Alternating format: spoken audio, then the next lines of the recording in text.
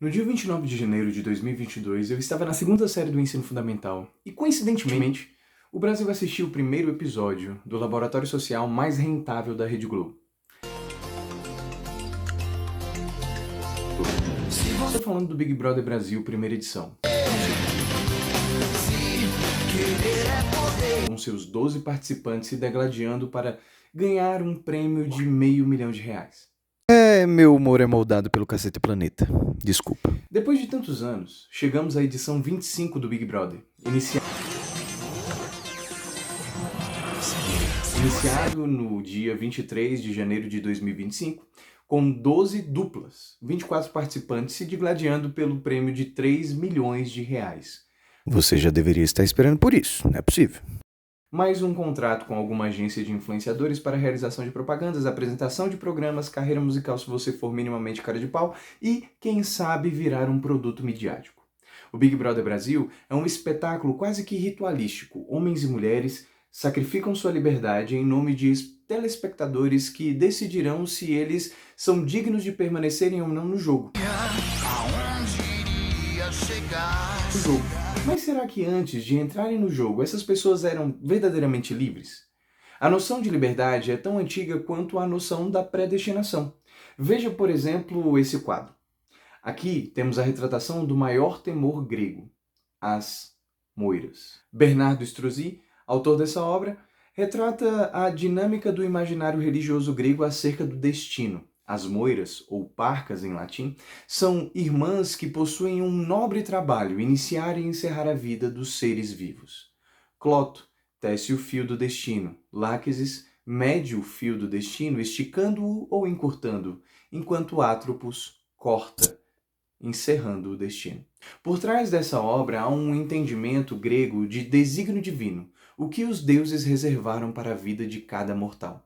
Claro que por se tratar de um sistema politeísta, Homero deixa registrado em suas obras como os deuses podem interferir nos destinos dos mortais. O herói grego seria aquele que aceita o desígnio divino sendo bom ou trágico.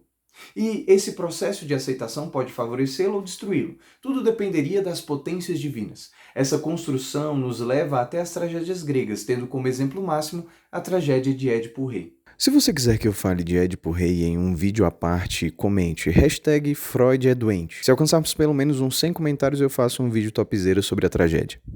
Não sei se você consegue enxergar a semelhança que há entre o BBB e o processo de aceitação do destino como algo superior dentro dessa temática grega.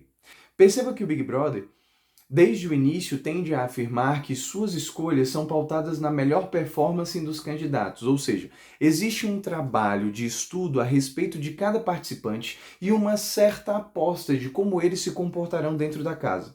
Logo, dentre milhares de candidatos, a equipe daquele ano é escolhida a dedo como alvos de uma benevolência superior que os protege ou os destrói vendo seu comportamento. Em todo caso, todo o processo se reveste de provisão e sorte. Parece aleatório, parece sorte, parece espontâneo, quando na verdade há todo um trabalho de construção de personalidades, checagem de dados e apostas de enredo. Mas dentro da tradição filosófica, há uma longa lista de homens e mulheres que defenderam um processo de liberdade humana, buscando demonstrar que os deuses não deveriam ser temidos como aqueles que detêm cada passo da humanidade. Um grande exemplo é a liberdade incondicional defendida por Sócrates. Ele imprime todo um processo de liberdade orientada pela racionalidade ética. A prática das virtudes, tais como a justiça, a destreza, a temperança, a prudência, dependeriam da profundidade do nosso conhecimento em relação a cada uma dessas virtudes. Cometer um vício, um pecado, errar o alvo seria sinônimo de ignorância. Um corajoso seria alguém guiado pela razão para não se acovardar. Assim, o ser humano é livre na medida em que o seu intelectualismo o guia para longe das determinações tão aceitas pelos ignorantes. O problema dessa concepção é não levar em consideração a vontade humana, tal como o desejo por algo que seja contrário à razão. Aristóteles corrige esse erro acrescentando a ideia do hábito, do esforço contínuo de praticar a virtude, adestrando as vontades e os desejos para um patamar de sabedoria prática. Frônesis. As virtudes sobressairiam as paixões pela disciplina contínua de cultivar o bem. É claro que dentro do mundo grego, a liberdade e o exercício das práticas virtuosas se reservavam à vida pública da ágora. Homens livres com pedigree desfrutavam dessa liberdade ao discutir as políticas em assembleia. Todavia, a vida privada, cheia de obrigações familiares, estava enclausurada na esfera da necessidade. Alguns papéis eram necessários serem exercidos de modo pré-concebido. Neste caso, qual é o vínculo com o Big Brother? Seria o reality um local onde o cultivo das virtudes é incentivado diante da liberdade dos participantes dentro do jogo, enquanto o mundo fora do jogo é o da necessidade, cheio de obrigações como trabalho, família, sociedade? E se ambos os locais forem os locais de necessidade onde apenas uma espécie de comportamento é exigida? Bem-sucedido seria aquele que anda conforme o papel social imposto. A liberdade nesses moldes da virtude em qual local, dentro ou fora da casa mais vigiada do Brasil? Tente responder essas questões aí nos comentários. Tô louco pra saber o que vocês entendem disso. Talvez você aposte na ideia de liberdade real como algo apenas imaginativo. Imaginação! A liberdade não é algo exercido na sociedade, na família, ou no trabalho, ou na política, mas um exercício interior, algo que dentro da filosofia de Agostinho de Tagashi é chamado de livre-arbítrio. A liberdade em si age pela força de vontade, e o livre-arbítrio seria a capacidade de contrariar essa força de vontade. É a liberdade de ser indiferente aos desejos carnais, ainda que eles sejam vontades legítimas. A definição agostiniana de livre-arbítrio seria aquela que consegue escolher entre atender ou não uma vontade. Porém, esse nível de liberdade da vontade só é possível mediante a salvação ofertada pelo próprio Deus. A ação da graça salvífica capacita o homem a ser livre. Essa concepção pavimentou a possibilidade de pensar a liberdade como domínio de si, tal como René Descartes concebia. As paixões podem enganar a razão e por isso precisam ser dominadas para serem equilibradas. A mente domina o corpo. Assim, tanto Kant quanto Leibniz, posteriormente, formulam a capacidade do indivíduo de se autodefinir baseado apenas na estrutura da consciência pessoal.